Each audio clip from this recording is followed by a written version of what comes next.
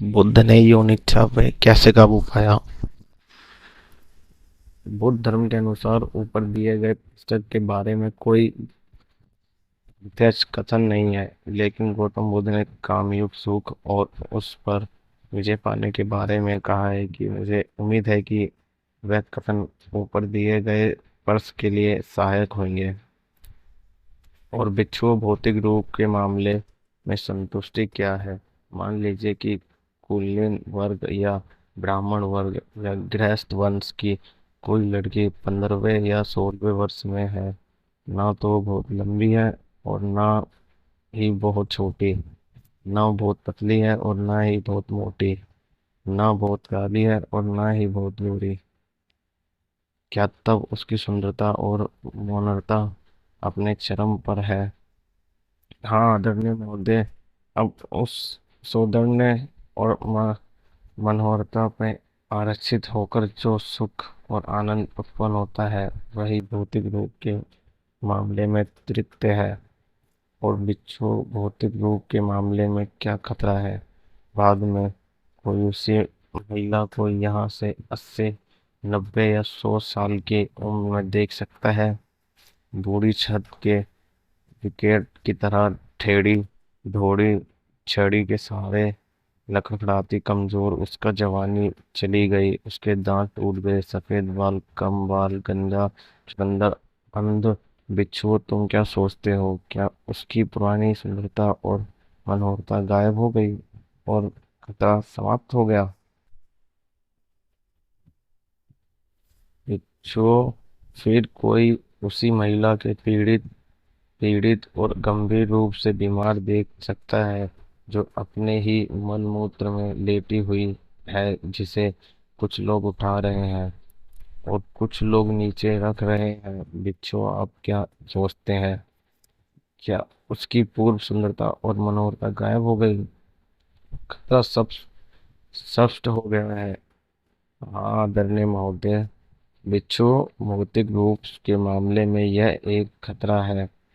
फिर कोई उसी महिला के एक लाश के रूप में देख सकता है, जिसे 1, 2 या 3 दिन पहले शमशान में फेंक दिया गया था।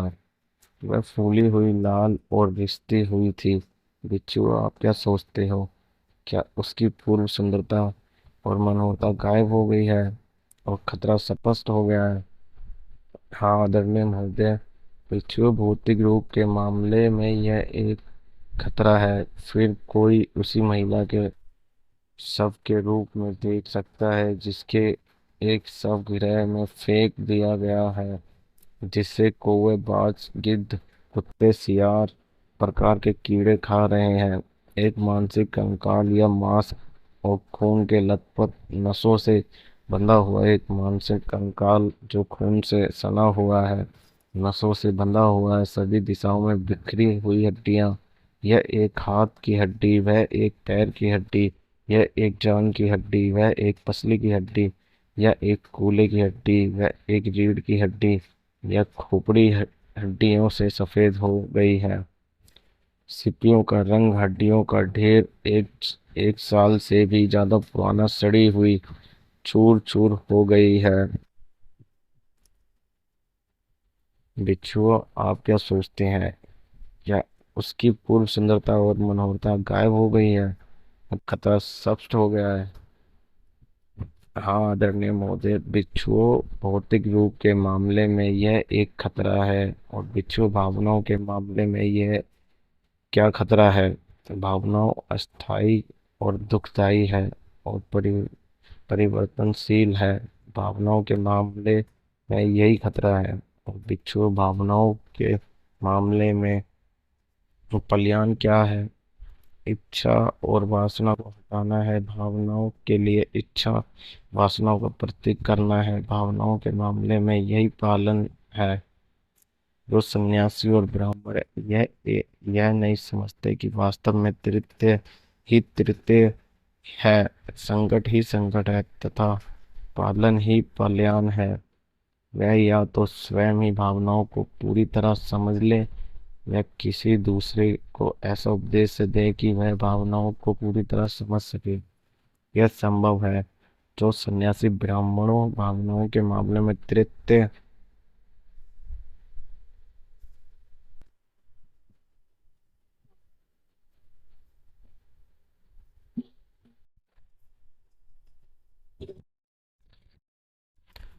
अ- अगर कोई व्यक्ति काम सुख की चाहत रखता है और उसे वह मिल जाता है तो वह दिल से आनंदित होता है जो वो चाहता है। लेकिन अगर उस व्यक्ति के लिए चाहत इच्छा सुख कम हो जाता है तो वह बिखर जाता है, जैसे कि उसे तीर मार दिया हो। अंत मनुष्य को सदैव सचेत रहते हुए विषय वासनाओं से बचना चाहिए। ने से वह बाढ़ को पार कर जाएगा, जैसे कोई नाव को किनारा से निकालकर दूर किनारे पर पहुंचा दिया गया हो। बाढ़ का मतलब है मानव की पीढ़ी की बाढ़, दूर का किनारा, एक ऐसी अवस्था जिसमें कोई काम को इच्छा नहीं होती। कामसूत्र का अर्थ है कि कामुक इच्छा किसी भी आदंत इंद्र सुख की तरह दुख लाती है। आम लोग को बुद्ध ने सलाह दी है उन्हें कम से कम यौन दुराचार से बचना चाहिए। नीचे थेरवाद की परिभाषा देखें। बुद्ध के क्लासिक शिष्यों भिक्षुओं और भिक्षुओं से सख्त ब्रह्मचर्य जी ब्रह्मचर्य कहता है हमेशा अपेक्ष था।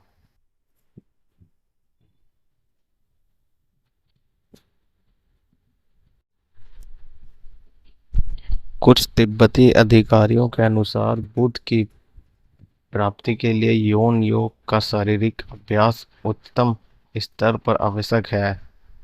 यौन योग का उपयोग अत्यधिक विनियमित है। इसे केवल वर्षों के परीक्षणों के बाद ही अनुमति दी जाती है। यौन योग का शारीरिक अभ्यास ऐतिहासिक रूप से अत्यंत दुर्लभ है।